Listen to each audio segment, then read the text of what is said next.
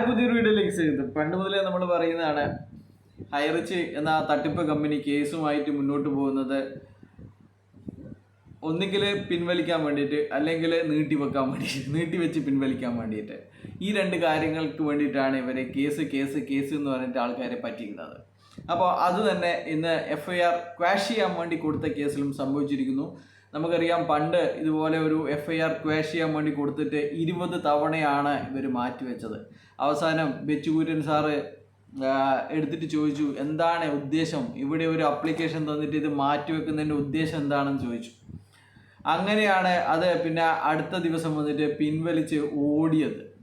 അപ്പോൾ ഇന്ന് കേസ് എടുത്ത സമയത്ത് തന്നെ ഇത് മാറ്റിവെക്കണം, മെയ് അവസാനം മാറ്റിവെക്കണം എന്നുള്ള അപേക്ഷയാണ് ഇവരുടെ വക്കീല് കോടതി മുമ്പാകെ പറഞ്ഞിരിക്കുന്നത്. പിന്നെ ചർച്ച 28-ാം തീയതി വേണോ, 29-ാം തീയതി വേണോ, 30-ാം തീയതി വേണോ എന്നുള്ള കാര്യങ്ങൾ മാത്രമായിരുന്നു.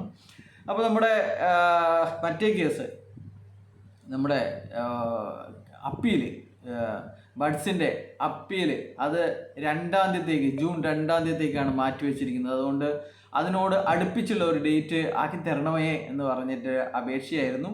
അപ്പോൾ അങ്ങനെ 29/5 ഇവർക്ക് മാറ്റിയിട്ടുണ്ട്. അപ്പോൾ എന്തായാലും ഹൈറിച്ച് വിളികൾ എല്ലാവരും തന്നെ വളരെ പോസിറ്റീവാണ്, സന്തോഷമാണ്, ആരും തന്നെ പാനിക്കേ അല്ല. ഇവർക്ക് ഇങ്ങനെ ഒരു ഡേറ്റ് കിട്ടിയാൽ മതി. എന്തെങ്കിലും കോടതി വിധി എതിരായി വന്നു കഴിഞ്ഞാൽ ഒരു സൂം മീറ്റിംഗ് നടത്തി, നിങ്ങളുടെ പൈസ ഇത്രാം തീയതി തരുമെന്ന് പറയാം. നമ്മുടെ കേസ് അടുത്ത വർഷം 10-ാം തീയതി ഉണ്ട് എന്ന് പറഞ്ഞ് അങ്ങനെ ഒരു ഡേറ്റ് ഇവർക്ക് മതി. ഒരു ഡേറ്റ് കിട്ടിക്കഴിഞ്ഞാൽ ഇവർക്ക് പിന്നെ ഒന്നും വേണ്ട. ലക്ഷക്കണക്കിന് കോടിക്കണക്കിന് രൂപ ആൾക്കാരൊക്കെ കൊണ്ടു കൊടുത്തിട്ട് അവരൊക്കെ കോടിപതികളായി, ഒരുത്തൻ ജയിലിലായി, ഒരുത്തി ഒളിവിലായി. പക്ഷെങ്കിൽ ഇവർക്ക് ഡേറ്റ് കിട്ടിയാൽ മതി. ഇവർക്ക് പണമല്ല ഇപ്പോൾ വേണ്ടത്, ഇവർക്കൊരു ഡേറ്റാണ് വേണ്ടത്, അല്ലെങ്കിൽ ഒരു സൂം മീറ്റിംഗ് ആണ് വേണ്ടത്. എന്തായാലും നമുക്ക് 2 മാസം റെസ്റ്റ് എടുക്കാം. നമുക്ക് മെയ് 29-ാം തീയതിക്കാണ് FIR ക്വാഷ് ചെയ്യാനുള്ള കേസ് ഇവർ വെച്ചിരിക്കുന്നത്. FIR ക്വാഷ് ചെയ്യാനുള്ള, ഇനിയിപ്പോൾ ജാമ്യാപേക്ഷ, പിന്നെ മുൻകൂർ ജാമ്യം, പിന്നെ ഒളിവിലിരുന്ന് മുൻകൂർ ജാമ്യം കൊടുത്തിരിക്കുന്നത് ഏപ്രിൽ 7-ാം തീയതിയാണ്. ഇനി അന്ന് പറയും, നമ്മൾ ഈ FIR തന്നെ ക്വാഷ് ചെയ്യാൻ വേണ്ടിയിട്ട് മെയ് 29-ാം തീയതി വെച്ചിട്ടുണ്ട് സാർ, അതുകൊണ്ട് ഈ കേസ് മെയ് 29-ാം തീയതിക്ക് ശേഷമുള്ള ഡേറ്റ് കൊടുക്കണം. അങ്ങനെ ജഡ്ജ് ഒരു ഡേറ്റ് കൊടുക്കും.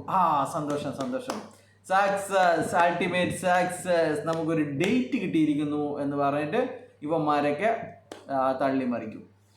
അപ്പോൾ ഇങ്ങനെയൊക്കെയാണ് കാര്യങ്ങൾ.